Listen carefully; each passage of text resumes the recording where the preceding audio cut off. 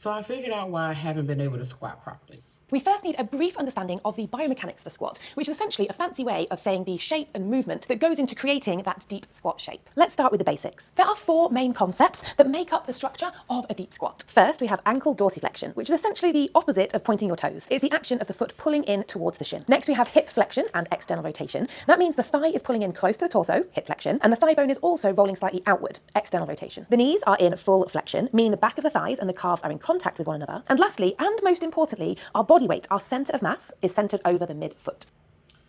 So when I thought about it, hip flexion, knee flexion, all the weight going to my back before putting the pressure on my ankles, I was just not mentally considering what a squat was. All the videos I've watched about form, this is the only one that I've ever seen that I found. Not saying that there aren't any others out there, but this is the only one that I've found that explained it so well and literally put my mindset into how to properly squat.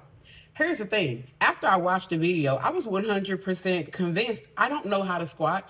I'm not ready to squat. And I said, Lord, if it is your will, let me squat. Let me show y'all a little something. Without my weights, without my waist trainer. So the first thing I considered was my position. I know I look crazy right now, disregard the socks. But the first thing that I considered was my position. My position was off. It really was. So when I was doing my squats before, I already told myself, hey, you're overweight, you got all this belly, all these things going on. Your back hurts, so put all your weight forward, right? Like this is how my positioning was.